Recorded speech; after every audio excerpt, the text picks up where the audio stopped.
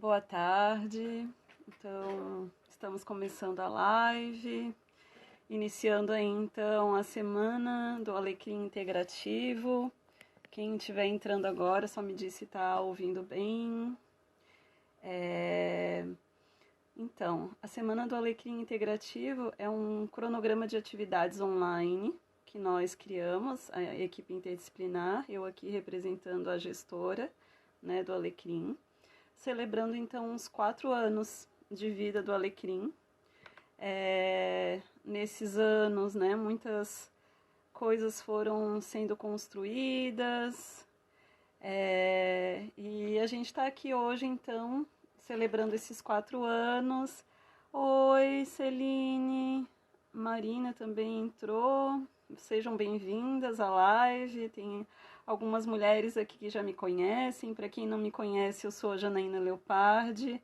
Hoje eu escolhi esse tema, né, da live porque eu venho há alguns anos trabalhando com os arquétipos femininos. Eu sou docente do curso de pós-graduação de giniterapia. Giniterapia significa o cuidado integral com a mulher. E também hoje faço parte da pós-graduação do Instituto Atitude Ahimsa, onde eu dou aula sobre a psicologia analítica junguiana. Então, dentro dessa perspectiva da minha formação, hoje eu escolhi esse tema. Oi, querida, saudade, viu, Celine? Eu escolhi esse tema porque eu vejo assim que muitas mulheres, né, no mundo contemporâneo, às vezes elas se sentem tão atribuladas, tão confusas em relação aos seus papéis desempenhados. Oi, Madeleine, querida. Só me diz aí alguém se vocês estão me escutando bem, né? Tá bem a transmissão, porque, né, a tecnologia às vezes, enfim, né, algumas vezes aqui eu tive problemas com ela.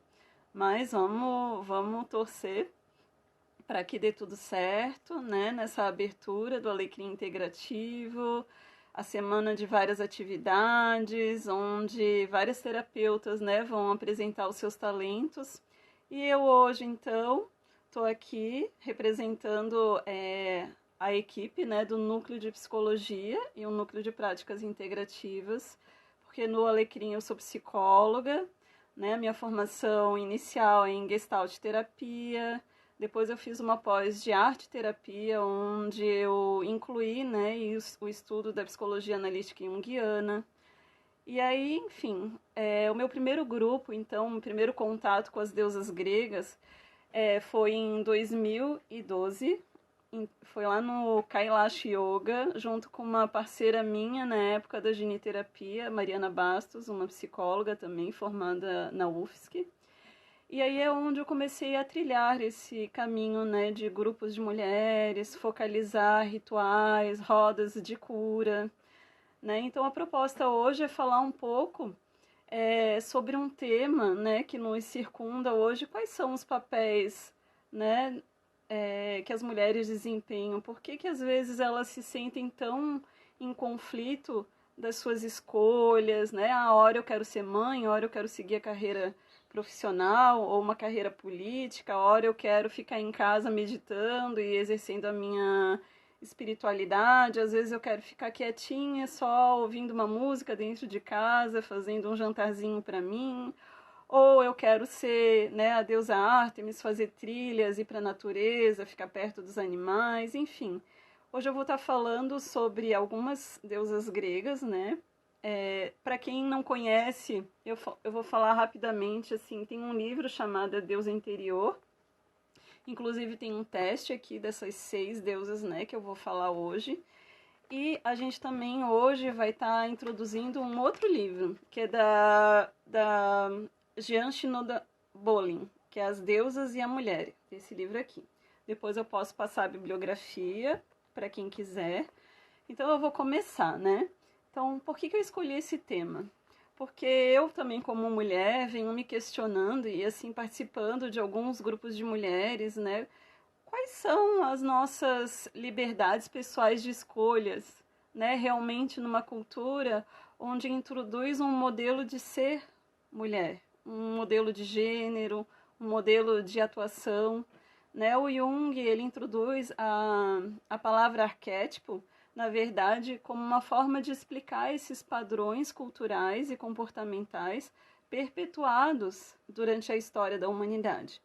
E arquétipo, ele traz uma forma, né? Então, assim, para quem nunca ouviu falar, arquétipo pode ser o arquétipo da mãe, o arquétipo da irmã, o arquétipo da bruxa, o arquétipo dos deuses, das deusas, das fadas, dos gnomos, enfim, são diversos arquétipos, né? E hoje o que eu escolhi foi falar dos arquétipos femininos. No sentido mais amplo, a gente, o tempo inteiro, a gente está, né, vulnerável, ou digamos, conectado aos arquétipos. Né? Para o Jung, a gente entra em contato com os arquétipos através do inconsciente coletivo. O que seria? Inclusive, o Jung foi o que introduz pela primeira vez na história, né, da psicologia, ele era um psiquiatra, esse termo arquétipo. Porque através das expressões dos pacientes dele, através do consultório clínico, né, os estudos que ele fez até através das suas artes, o livro vermelho comprova muito isso, né, que traz toda a parte artística do Jung, as mandalas, as mitologias, e aí ali ele também faz o estudo profundo dos arquétipos. E ele percebeu que os arquétipos, eles tomam uma dimensão muito grande na vida e no cotidiano de todas as pessoas. Na nossa cultura, a gente está o tempo todo vulnerável, eu diria assim, conectado aos arquétipos. Ou eles aparecem, né, por formas definidas, né, de deidades, né, livros que a gente vê na infância, nos contos de fada, ou em desenhos, né, em filmes, enfim, hoje a fotografia, a pintura, né, é uma amplidão de imagens que retratam diversos arquétipos. E nesse contato com a energia arquetípica, ela também nos toca, no sentido de que quando a gente entra em contato com os arquétipos, eles também podem influenciar os nossos comportamentos, as nossas escolhas, a nossa maneira de ver o mundo. Então, por isso que Jung tratou com tanta propriedade, né, o termo arquétipo. E o arquétipo, ele está no inconsciente coletivo. O que é o inconsciente coletivo? O inconsciente coletivo é toda a memória, né, da humanidade. E o arquétipo ela é uma chave de conexão com o nosso inconsciente coletivo. Mas o arquétipo, por si só, ele traz inúmeros símbolos. Porque se vocês forem lembrar, assim, quando vocês forem ver até uma deusa hindu, ou uma deusa como Tara, né? Tem a flor de lótus, tem um arco de flores na sua cabeça, embaixo dela tem atrás dela tem uma lua crescente, enfim. São vários detalhes e símbolos, assim como se a gente for ver várias deusas, né, da antiguidade, elas trazem símbolos de animais, símbolos de artefatos, né, como espada, escudo, enfim, são vários. Inclusive, eu fiz um estudo sobre a deusa serpente, né, na pós-graduação da geniterapia, falando um pouco de como alguns símbolos permaneceram ao longo da nossa história nos arquétipos. Então, o que acontece? Os arquétipos, eles são formas, mas eles perpassam a cultura. Eles estão ali, às vezes, em milênios, né? Quando a gente fala da deusa Ártemis, é uma deusa muito antiga. Em milênios atrás, ela era conhecida como a mãe dos 1000 seios, né? Depois, na idade da Grécia clássica, que se diz, né? A idade de que foram definidas as formas dessas deusas do panteão, né? Que a gente conhece hoje, elas têm essas formas que hoje a gente conhece, né? Para quem aqui nunca ouviu falar, Ártemis, Afrodite, Deméter, enfim, elas possuem uma forma definida, mas são arquétipos muito antigos. E em diferentes culturas elas recebem nomes diferentes também. Então, assim, os estudos antigos das culturas, né, retratam também que a gente teria, numa antiguidade muito remota, um sistema chamado matrifocal ou matrilinear. O que significa isso? Onde, simplificando, né, porque eu não vou, tem alguns termos aqui que são muito profundos e eu teria que ter, assim, um monte de tempo para isso. O que acontece? No sistema matrifocal, não era centrado na energia masculina e não existia uma organização no sentido de hierarquia de poder, né? As mulheres, elas também participavam da comunidade e elas não tinham um papel de destaque, só que elas eram as gestadoras da vida, né? Porque a mulher gesta a vida. Então, elas também introduziram, né, o conceito, por exemplo, o conceito cíclico, né, através da agricultura, quando elas se remetiam à terra, né, e se preocupavam com as estações do ano, com as fases da lua. E num determinado momento, né, da história da humanidade, existiu uma cisão desse sistema matrifocal. Falando no sentido religioso, como eu falei, existiam vários símbolos para as deidades. Então, não existia uma única deusa, um único Deus, né? Não, a gente não estava numa religião monoteísta, mas politeísta. E isso significava também, como a gente ouve o termo, né, pagão, né? A questão do cristianismo exterminou algumas religiões pagãs. Mas assim, eu não vou falar hoje de religião, né? Eu vou falar de arquétipo, mas só para vocês entenderem que a grande mãe, a face do feminino, esteve presente em diversas culturas. E através do patriarcado, que é um sistema centrado no masculino, né? Vocês já devem ter ouvido falar, a nossa sociedade, principalmente ocidental, seguiu um modelo, né, de arquétipos também conectados a esse padrão patriarcal. E as deusas hoje que eu vou falar, as deusas gregas clássicas, elas também tiveram influência, né, desse patriarcado. Então, hoje, na nossa cultura ocidental, no Brasil, a gente tem a presença, né, desse sistema patriarcal, que é o que no senso comum a gente fala do machismo, né, uma sociedade desigual, onde o masculino prevalece e o feminino fica submisso. Então, a gente ainda está dentro desse sistema. E por causa disso, as deusas não estariam diferente disso. Elas se expressam também nesse nível de consciência, que é coletiva. Então a gente diria, né, a Jean Shinoda Bolen aqui, ela diferencia estereótipo e arquétipo. O estereótipo, segundo a Jean Bolen Shinoda, ela estaria retratando o nosso comportamento na cultura, com essa influência do patriarcado, né? São as manifestações antigas da face do feminino com uma certa distorção. Já o arquétipo em si, ele é puro. A Juliana entrou, a Luana, a Dalila, a Aline, sejam bem-vindas. É tão bom saber que tem várias mulheres aqui que eu conheço, né? Fico com o coração bem feliz aqui.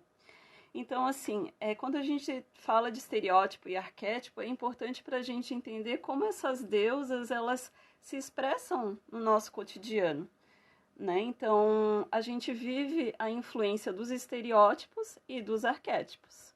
A simbologia da deusa é uma estrutura paralela também à simbologia do Deus Pai, né? Porque antigamente, como eu falei na estrutura matrifocal, a gente tinha a referência de uma deusa tríplice, né? E hoje, estudando alguns símbolos como o Triskele, enfim, várias gravuras no nível, na época do Paleolítico, Neolítico, que retratavam espirais ou deidades, né, nas cavernas, se reportava também a essa trindade. E depois o cristianismo se apropriou, né? O Pai, o Filho e o Espírito Santo. Mas o que eu quero falar então? Além dos estereótipos, né, das deusas gregas, a gente poderia também estar introduzindo aqui como os arquétipos da mãe, da filha e da anciã, né? Então, assim, a donzela, a mãe e a anciã influenciam no nosso cotidiano, né? E assim, ontem eu tive um Zoom também, né, da geniterapia, e teve uma colega minha que me lembrou de uma situação da qual eu não tinha me dado conta, que hoje, né, na questão da pandemia, a gente está muito envolvida com um arquétipo da anciã. O arquétipo também da Perséfone, que eu vou falar depois, porque ela é muito introspectiva. Ela faz com que a gente olhe para dentro, né? A gente veja a nossa sabedoria, a nossa luz interna. Então, como é viver a anciã hoje, se no nosso mundo contemporâneo a gente está todo o tempo influenciado pela donzela, né, pelo belo, pela juventude, né, a anciã como um arquétipo esquecido ou distorcido, né, porque quando a gente fala de anciã, a gente fala da velha sábia, no sentido arquetípico. Mas quando a gente fala de estereótipo, qual é o estereótipo da anciã hoje? Né? É a idosa, frágil, vulnerável, a que vai ficar doente, que vai ficar velha, que vai ficar feia, né? Então, existe a predominância na nossa cultura de vários estereótipos, né? Voltando a esse conceito, então, para Jean Bolen-Shinoda, ela é uma psiquiatra, né? Ela foi uma psiquiatra nos Estados Unidos, né? Que introduziu, através da psicologia analítica junguiana, o estudo das faces do feminino no consultório. E aí ela começou a acompanhar os estudos clínicos dela, né? E percebeu que a manifestação das deusas gregas poderiam explicar alguns comportamentos femininos, né? Então, assim, eu vou começar a falar um pouco, então, das principais deusas gregas. Aqui eu não vou poder mostrar muito as imagens delas, né? Mas a gente pode começar, então, a falar primeiro da parte da mitologia que explica assim, ó. É a árvore genealógica. Então, eu vou ler um pedacinho aqui do livro. Para avaliar quem são as deusas e quais são os relacionamentos, elas têm como outras divindades que vieram antes. E poderemos citar, então, e dar agradecimento a Hesíodo, cerca de 700 anos antes de Cristo. Ele retratou através da teogonia a avaliação da origem e descendência dos deuses. No começo, de acordo com Hesíodo, havia o caos, o ponto inicial. Depois veio Geia, terra, o escuro Tártaro, as ínfimas profundezas da terra e Eros, o amor. Geia deu à luz um filho, Urano, que também era conhecido como Céu. Depois ela uniu-se a Urano para criar, entre outros, os 12 titãs. Na genealogia dos deuses de Hesíodo, os titãs eram uma antiga dinastia predominante, os pais e avós dos deuses olímpicos. Porque aqui eu vou falar das deusas do Olimpo, né? Como eu falei, da Grécia clássica. Urano, o primeiro patriarca ou figura de pai na mitologia grega, ficou depois ressentido com os filhos que teve com Geia. Então, ele os integrou de volta ao seio materno logo que eles nasceram. Isso causou grande dor e ansiedade em Geia. Ela apelou aos seus filhos titãs para que a ajudassem, e todos tiveram medo de intervir, exceto o mais jovem, Crono, que, chamado Saturno pelos romanos, ajudou então o pai. Ele correspondeu a seu pedido de ajuda. Armado com a foicinha que ela lhe dera a um plano que ele tramou, ficou à espera do pai. Quando Urano veio para unir-se com Geia, deitando-se sobre ela, Crono pegou a foicinha e cortou os órgãos genitais do seu pai e os atirou ao mar. Né? Então tem toda essa questão assim da traição do filho com o pai, né? Crono tornou-se o deus mais poderoso do sexo masculino. Ele e os titãs reinaram sobre o universo e criaram novas divindades. Muitos representam elementos representativos na natureza, tais como rios, ventos. Crono uniu-se a Reia, sua irmã titânida. Nesta união nasceu a primeira geração dos deuses olímpicos: Hestia, Deméter, Hera, Hades, Poseidon e Zeus. Então, mais uma vez, o progenitor patriarcal, neste tempo Crono, tentou eliminar seus filhos. Avisado antecipadamente que ele estava destinado a ser suplantado pelo seu próprio filho, determinou não deixar isso acontecer. Engoliu cada criança imediatamente ao seu nascimento, sem ao menos olhar se o recém-nascido era filho ou filha. Ao todo, devorou 3 filhas e 2 filhos. Abalada com os destinos de seus filhos e novamente grávida, Reia apelou a Geia e a Urano para ajudá-la a salvar o último e punir Crono com seu castrado filho, engolindo, os 6 filhos. Seus pais pediram-lhe que fosse para a ilha de Creta, quando elegesse a hora de nascimento. Então Crono engoliu a pedra pensando que fosse criança. E esta última criança poupada, então, por essa maldade toda, né, que a gente está vendo, foi Zeus. Então, para a gente começar aqui, então, a explicar que no Olimpo, o primeiro deus que representa o patriarcado seria Zeus. E em antigos estudos meus, né, eu percebi, né, que Zeus, o casamento de Zeus e Hera, foi o primeiro casamento que significou então a ruptura do antigo sistema matrifocal e o novo sistema patriarcal.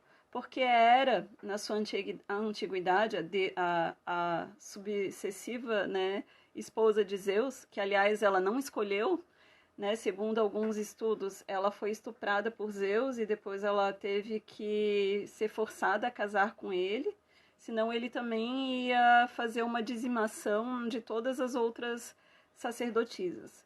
E aí o que acontece? Nesse casamento, então, tem essa cisão simbólica do matriarcado e patriarcado. Zeus representa os deuses guerreiros, né, que querem, através da conquista do poder, né, ter a segurança do seu legítimo herdeiro.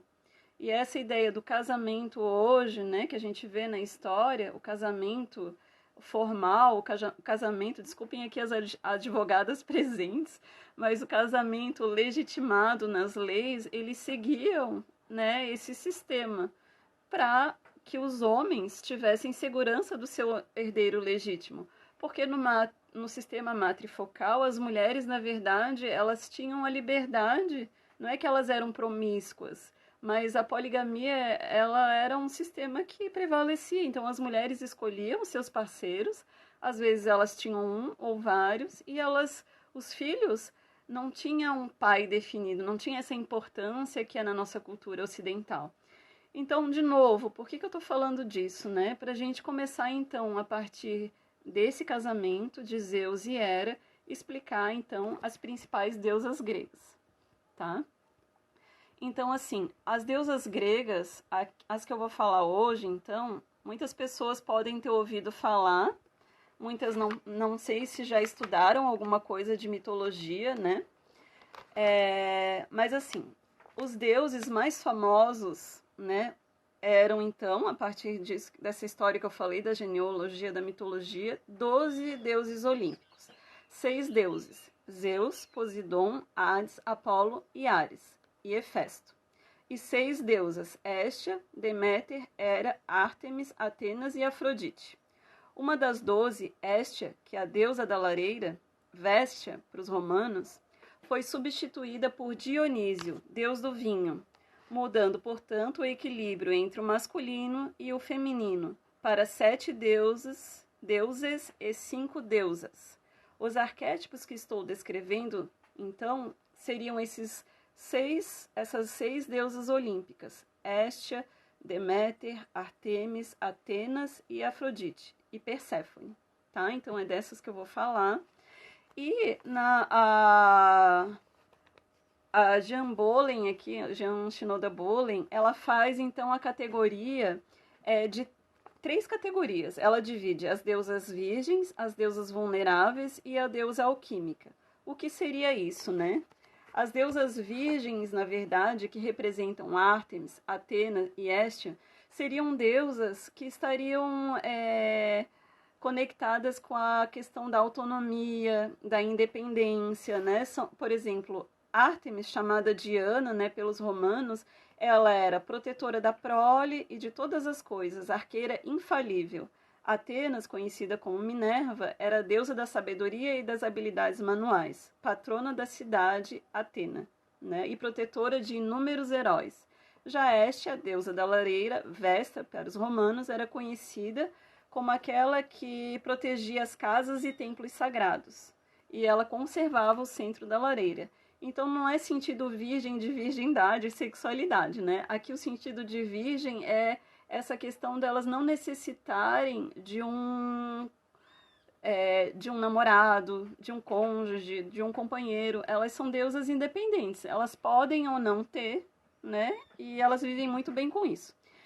Já então, na outra categoria, né, quando a gente fala então das deusas que são vulneráveis, né? O que seria esse sentido de vulnerabilidade? Na verdade, o sentido de vulnerabilidade é porque são deusas que precisariam então, para elas, né, a Hera, Deméter e Perséfone, ter uma aliança com o masculino, né? Ter um parceiro, mas essa expressão se diferencia para cada deusa. Hera, para os romanos, ela era conhecida como Juno e é considerada a deusa do casamento, né? Então, assim, Hera foi essa que eu falei que na antiguidade matrifocal ela representava o Hieros Gamos, o casamento sagrado. Depois, advindo do patriarcado, né, no sentido de sistema, ela acabou então sendo distorcida, né? No sentido que hoje, quando a gente lê sobre a deusa Hera, a gente percebe ali que é uma deusa vingativa, ciumenta, que corria e ia atrás das amantes de Zeus, porque Zeus teve várias amantes, né? Representando esse patriarcado. Então, Hera, ela também era uma deusa antiga do sistema matrifocal. E ela também traz o arquétipo, né, conservado, ela não traz só o estereótipo. Mas como eu falei, a gente vai falar das duas características, arquétipo e estereótipo, tá? Então, as deusas vulneráveis aqui, né, que é a Hera, Deméter e Perséfone, elas trariam essa característica de precisar, né, de um parceiro para estar bem. Já a deusa alquímica, que é a Afrodite, né, Vênus para os romanos, ela é considerada uma deusa alquímica porque ela pode ser dependente e independente no sentido que ela tá bem com um parceiro e ora ela também tá bem sozinha, mas o que ela quer é intensidade nas relações, né? E aqui a Shinoda, ela diz que na verdade a nossa cultura, né, contemporânea, ela traz muito esse arquétipo distorcido por estereótipo, né? E que na verdade às vezes é a Afrodite que conduz muitos comportamentos femininos.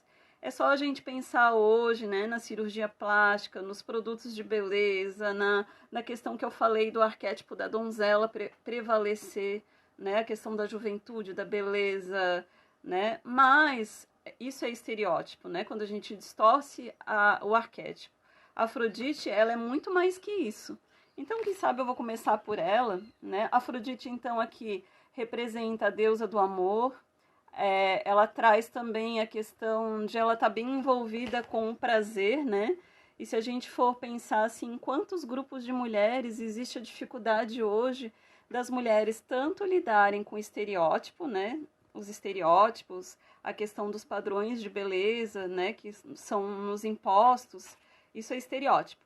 Já o arquétipo, ele traz talvez uma libertação muito grande para as mulheres no sentido da sua sexualidade sagrada, né? E aí, de novo, são vários assuntos, né? Porque se a gente fala hoje do estereótipo da Afrodite, ela ficou ali no lugar da amante, né? Como se fosse assim ligada à promiscuidade, a querer relações superficiais, mas o arquétipo da Afrodite, ela traz a profundidade nas relações.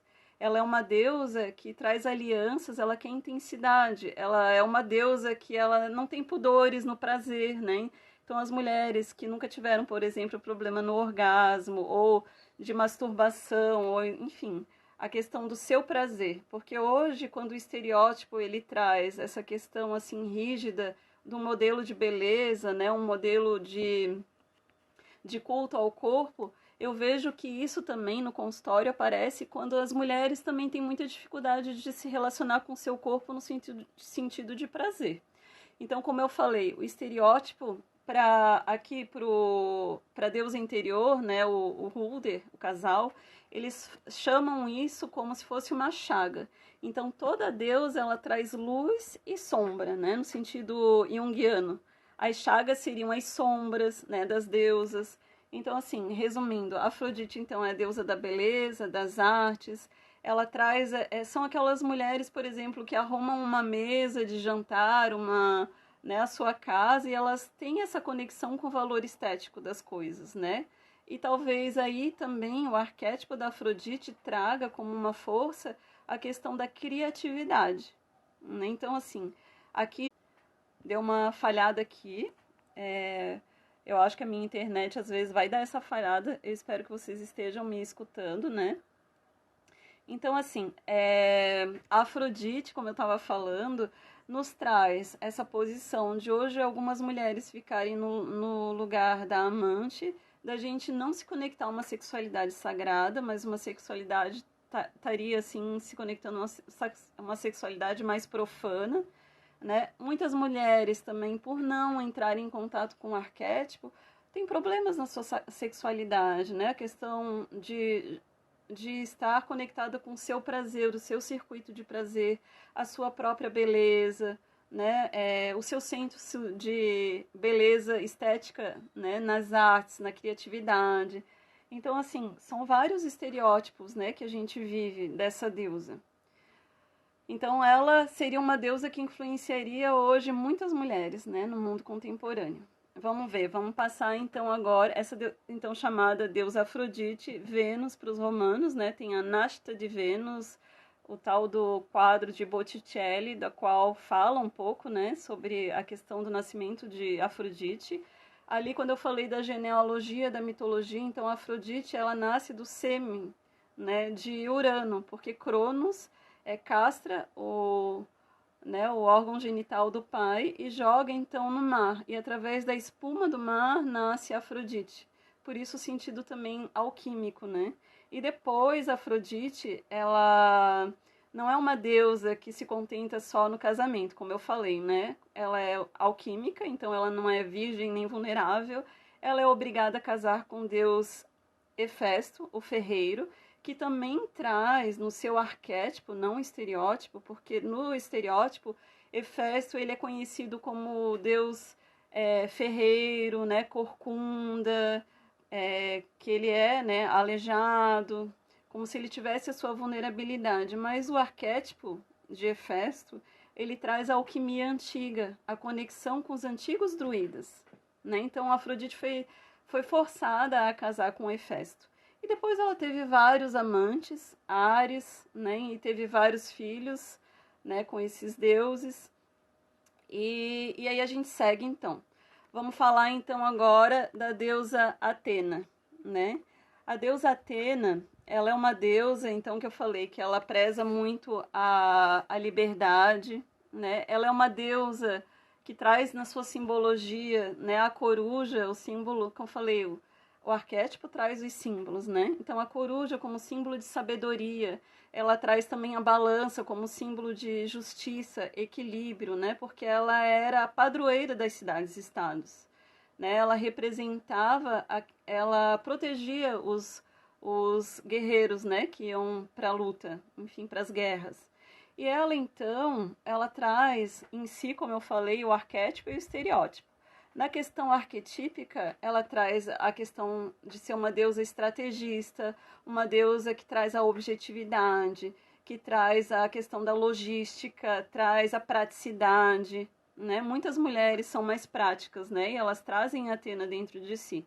A chaga dela, ou digamos assim, o seu estereótipo, estaria conectado, então, ao que a gente fala de uma mulher que ela é muito emocionalmente muito fechada, né? Na sua chaga, a gente diria assim, simbolicamente, ela traz o escudo e a espada. O emblema do escudo dela, inclusive, é a deusa Medusa, né? Uma antiga titã, lá quando eu falei da genealogia, né, mitológica. E a Medusa, na verdade, era uma sacerdotisa do templo de Atena, que foi estuprada pelo deus Poseidon, o deus do mar, e Afrodite, a deusa Atena, né, a deusa Atena, ela não acreditou na sua sacerdotisa, então a condenou a ficar essa figura horrenda que a gente conhece, a Medusa, né, com a pele que descama, os cabelos de serpente. Então ela estaria ali no escudo de Atena para proteger Atena, mas ao mesmo tempo, o que a Medusa faz? Ela transforma os homens e todas as pessoas que olham para ela em pedra, né? Lembram disso na mitologia? Então, o que acontece? Como Atena é um caso bem interessante, ela simboliza a parte do ânimos masculinos de Zeus. Por quê? Porque Atena é a única filha que nasce da cabeça de Zeus.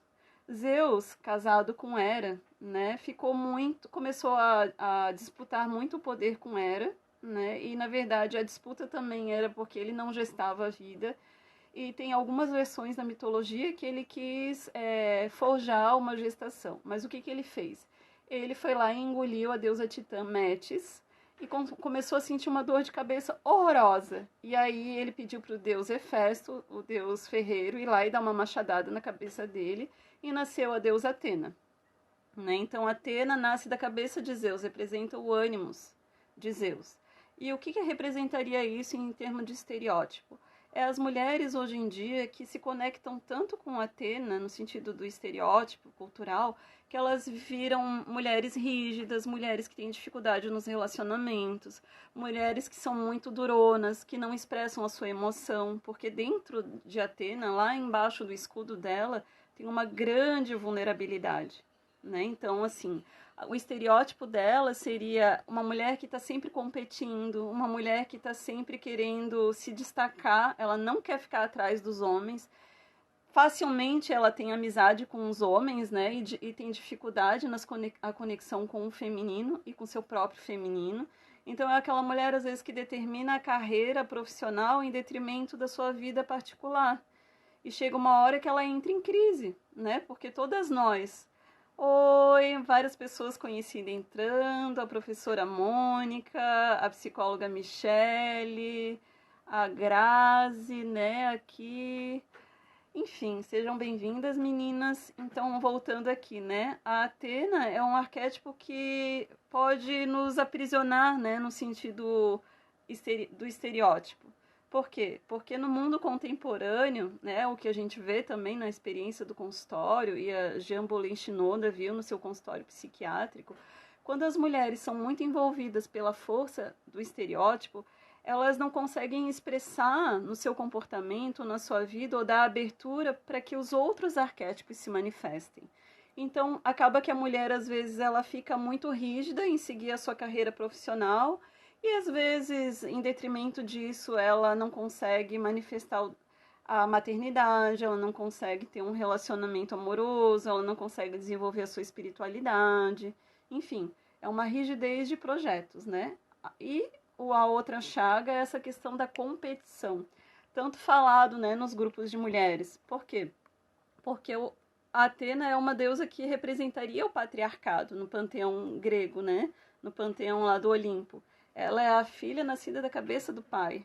Então é a mulher que estaria assim, né, simbolicamente hoje vestindo calça em vez de saia. E aí, então, para que a gente possa lidar com o arquétipo da Atena, a gente precisa também entender o estereótipo dela no nosso comportamento, na nossa vida, onde isso está nos aprisionando. Então, seguindo, a gente vai para a deusa Ártemis, a deusa da caça, né, a deusa lunar. Ela tem um símbolo da deusa, a lua crescente, né, que simboliza também as fases lunares e a conexão com o mundo instintivo.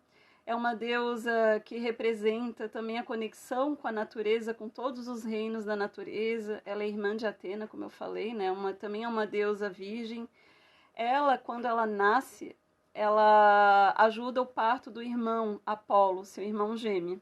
E como ela nasce precoce, ela faz um pedido ao pai, Zeus, né? Então, que permitisse, através de uma disputa, se ela ganhasse, a possibilidade ou a permissão de, então, portar o arco e flecha que nem o irmão gêmeo Apolo e usar a saia curta.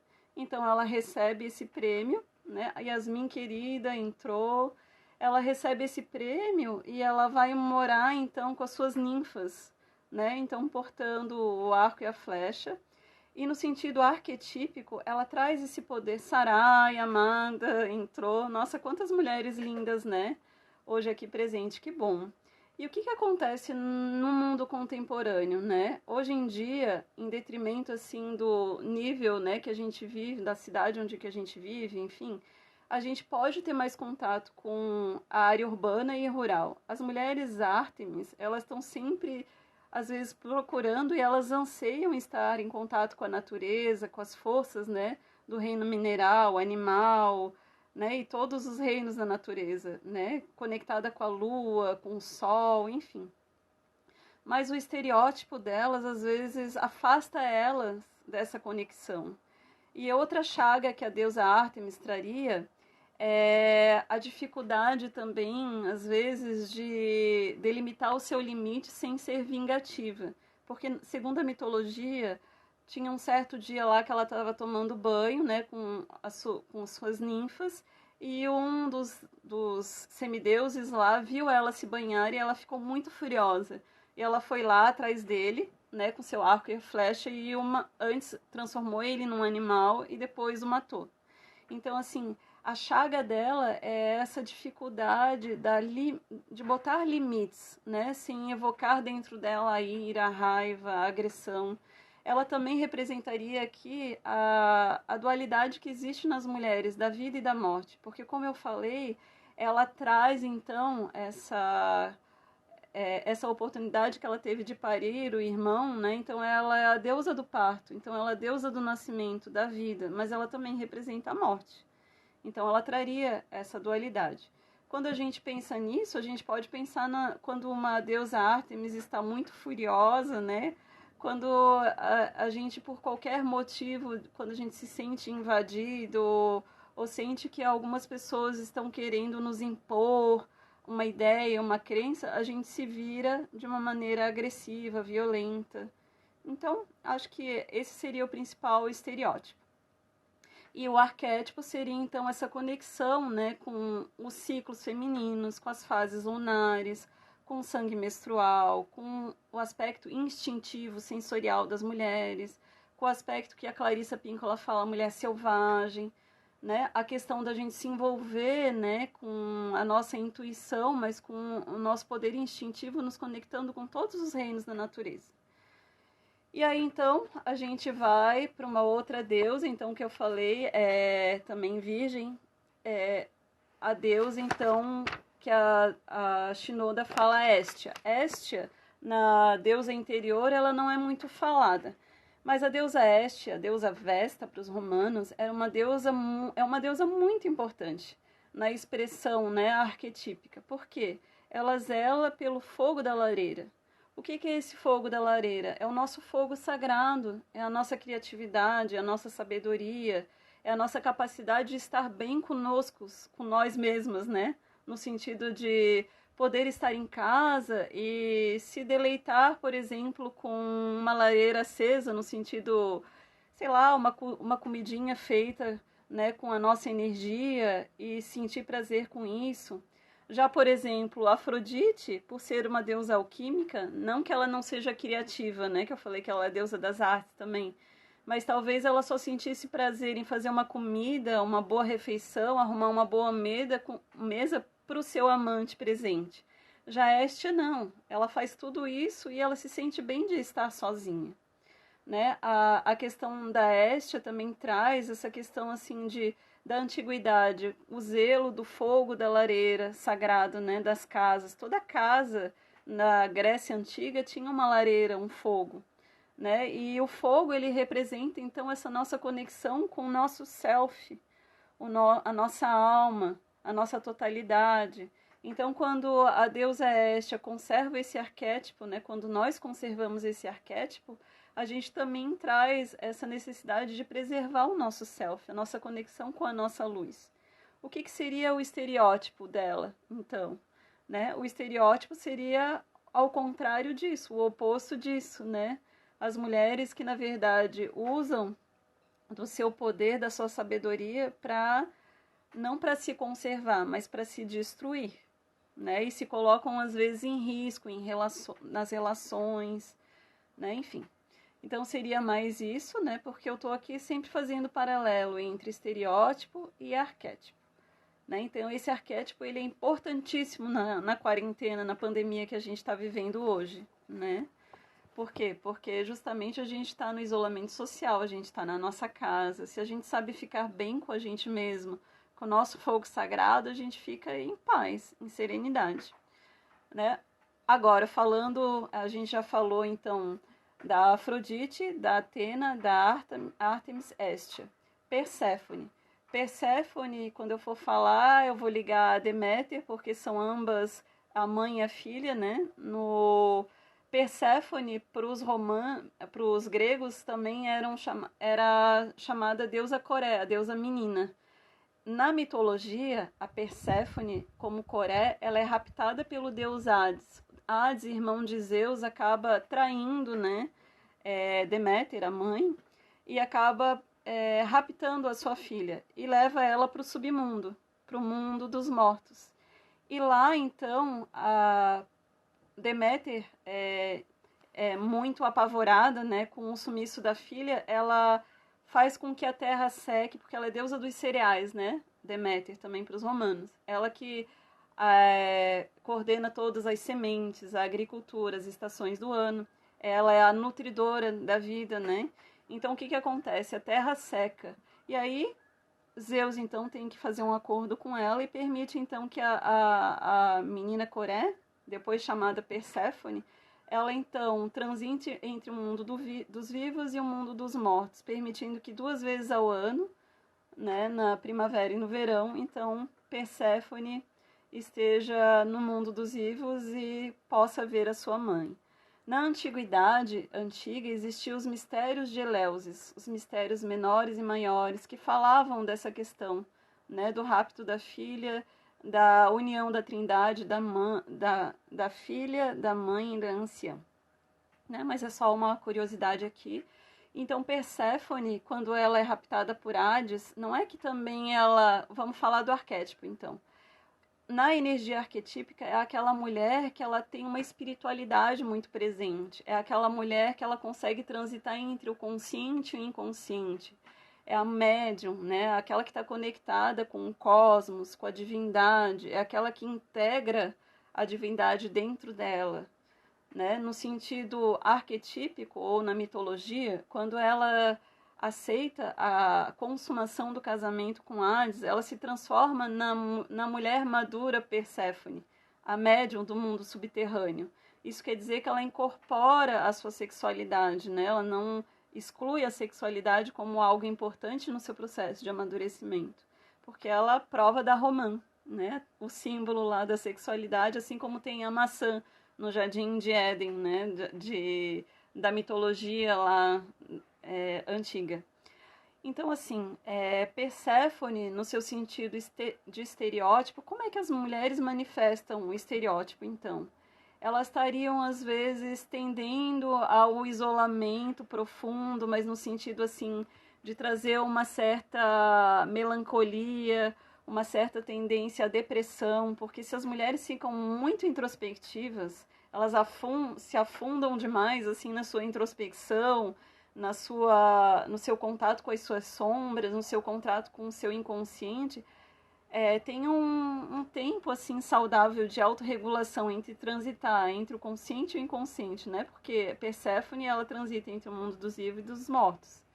Então, assim, quando ela fica muito lá no mundo dos mortos, ou seja, no inconsciente, ela pode apresentar alguns sintomas depressivos, melancólicos, ou até uma dificuldade de sair para o mundo, de interagir. Então, são mulheres que às vezes elas são meio antissociais, no sentido de estereótipo. E eu vejo isso acontecendo no consultório com muitas mulheres também, né? Essa ambivalência de às vezes elas quererem serem mais extrovertidas, mas elas se sentem mais introspectivas, introvertidas. E aí, às vezes, o mundo exige que a gente seja extrovertida, e aí essa mulher ela tem dificuldade, né, de às vezes fazer coisas em grupo, em coletivo, assumir, por exemplo, lideranças, né, porque ela está muito no movimento introspectivo. Então, assim, quando a gente fala desses arquétipos e estereótipos, né, a gente está falando também de como eles se manifestam dentro da gente. E como eu falei, todas essas deusas, elas representam um fragmento da grande mãe, no sentido de que todas nós temos faces das deusas, né, e essas faces se manifestam durante a nossa vida. Muitas vezes, quando a gente estuda os ritos de passagem, né, da qual também eu aprendi e fui iniciada pela giniterapia, por exemplo, na menarca. A menina, na sua primeira menstruação, ela sai do arquétipo da menina e vai para o arquétipo da donzela. E quando a gente desaflora no arquétipo da donzela, a gente entra em contato com a força arquetípica da Afrodite. Claro, porque a nossa fertilidade foi ativada no nosso corpo, né? A nossa sensualidade, a nossa sexualidade foi ativada. Então é muito comum a gente se conectar com a Afrodite. Só que se a gente faz parte de uma cultura, a gente, além de entrar em contato com o arquétipo, a gente entra em contato com o estereótipo. É onde na adolescência a gente começa a se preocupar com a nossa imagem, com o nosso corpo, se a gente está magra, se está gorda, se tem um nariz grande, se tem uma boca pequena, enfim. Todos esses dilemas, né, nos modelos de estereótipos que a gente tem que se encaixar. Aí depois tem um outro rito de passagem, né, que é o quê? A donzela que gesta a vida e entra em contato com o arquétipo da mãe. Quando a mulher ela entra em contato com o arquétipo da mãe, ela também, no sentido da gestação, ela se afasta um pouco do arquétipo de Afrodite e se instintivamente voltou, né? Acho que deu uma pausa. Quando a mulher ela entra em contato com o arquétipo da mãe, então como eu falei da Deméter, ela também se conecta com o arquétipo de Deméter. A Deméter representa a nutrição, a gestação. Toda mulher, a gente tem um útero, né? O nosso cálice sagrado. A gente também tem a possibilidade de gestar vida. Mas, no sentido mais amplo, quando a gente entra em contato com o arquétipo de Deméter, com o arquétipo da mãe, a gente também aprende a gestar os nossos projetos na nossa vida. Seja projeto de estudo, seja projetos de, sei lá, montar uma empresa, um negócio, ou qualquer tipo de projeto, né? Então, assim, a gente tem essa capacidade do cuidado, da gestação, da nutrição, transformar uma semente, uma intenção, né, e materializar isso através da nossa ação, né, pela força arquetípica também. E as mulheres que entram em contato com a maternidade, todas nós que somos mães, eu sou mãe, né? Gestei a minha primeira gestação, aliás, foi com 17 anos, para quem já me conhece, não conhece. Foi um grande desafio, porque eu estava saindo, né, daquela fase, o auge da donzela, né, com 17 anos, uma adolescente, e já entrei em contato com o arquétipo da mãe. E me exigiu, né, um aceleramento no meu processo de maturidade, maturação, né? Porque a energia arquetípica, quando ela vem, ela fortalece o amadurecimento da mulher. Eu tive que lidar com a força instintiva de ser mãe, amamentar, né, a questão do parto, né? E aí, de novo, também, se a gente for ver a conexão com a deusa Ártemis no parto, a energia, né, instintiva, para a gente parir, a gente tem que estar conectada com o nosso poder pessoal, com nossos instintos. O poder de doar a nutrição, né, a questão da amamentação, que isso também pode ser algo prazeroso e desprazeroso para muitas mulheres. Por quê? A chaga também da Deméter, né, porque eu falei assim, estereótipo, arquétipo, seriam as mulheres que não conseguem nutrir a vida dentro e fora de si, né? Como eu falei, teve no mito em que a terra secou. É como se a gente perdesse a capacidade nutridora da nossa vida, né? No sentido mais geral. E aí, enfim, o rito de passagem lá, então a menopausa, né, o climatério, que a mulher entra na fase anciã. A anciã poderia também trazer a Perséfone, a deusa médium, um contato com esse arquétipo. Por quê? A nossa conexão profunda com a espiritualidade. Quando uma mulher deixa de sangrar os seus ciclos, né, lunares, ela, em vez de se conectar com a fertilidade da terra, ela é como se transferisse esse cálice, né, para cima. E ela se conecta com a sabedoria cósmica, a sabedoria da grande mãe. Eu não sei se aqui tem alguma pergunta, gente que me conhece, eu não estou vendo nenhuma pergunta. Teria alguém que gostaria de fazer alguma pergunta? Então, para finalizar, eu vou colocar uma musiquinha, mas antes eu vou ler então aqui, falta só 5 minutos, viu, gente, para acabar. Não sei se alguém quer fazer alguma pergunta. No livro A Deusa Interior tem um questionário bem interessante. Como eu falei dos arquétipos, estereótipos e chagas, nesse livro tem bastante essa conexão, então, né, das chagas no mundo contemporâneo, como elas se expressam na nossa vida. Então, antes de acabar, eu preparei aqui, então, uma musiquinha para vocês ouvirem um pouco. Eu acho que a maioria aqui conhece, justamente para entender que...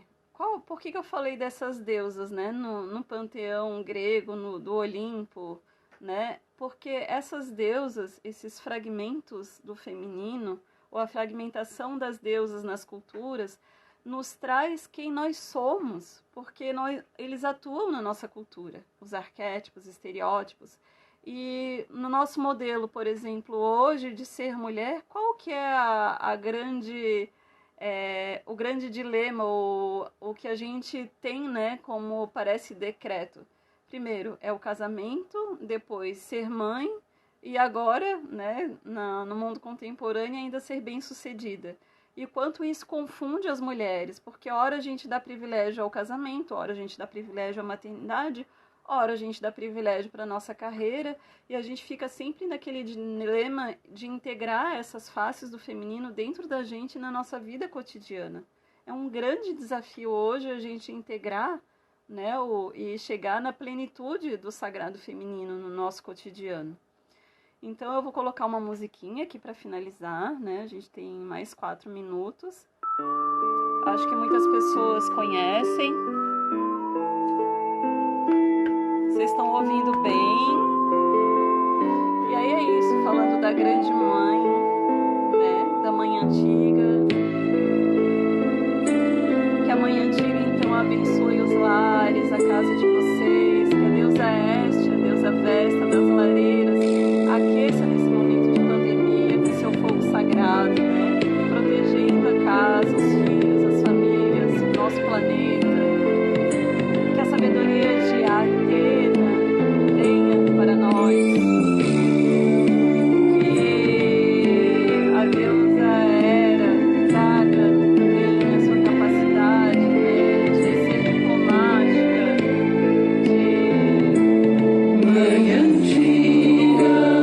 trazer um casamento sagrado. Ó, a gente ouve o chamado das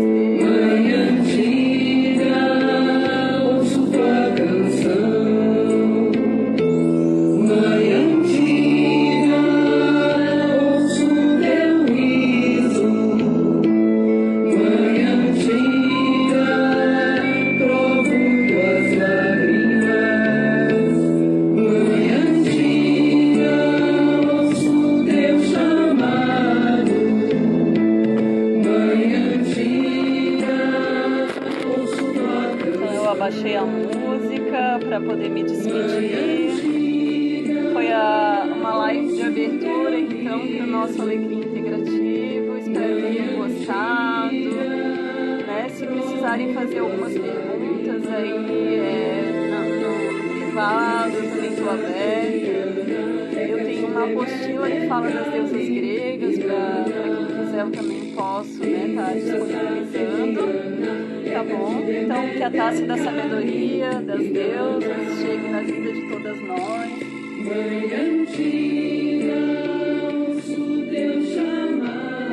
Que vocês sejam abençoados pelos arquétipos, que vocês, né, reconheçam os estereótipos e tentem ter esse olhar também, né, integrador, acolhedor, porque os estereótipos, eles representam também as nossas sombras, aquilo que é desconhecido, né? Às vezes é o nosso comportamento repetitivo, é aquilo que nos leva à desintegração, não à integração. Né? Então, esse olhar sobre os arquétipos das deusas, espero que ajudem aqui muitas mulheres a se encontrarem no caminho do autoconhecimento e do respeito, né? A sua própria autenticidade, a diversidade que existe entre todas as mulheres. E esse olhar de saber que a nossa amiga, a nossa irmã, pode ter características de algumas deusas que eu não tenho, e não é por isso que eu preciso me voltar contra ela, mas eu posso aprender com as faces do feminino de todas as mulheres da minha vida.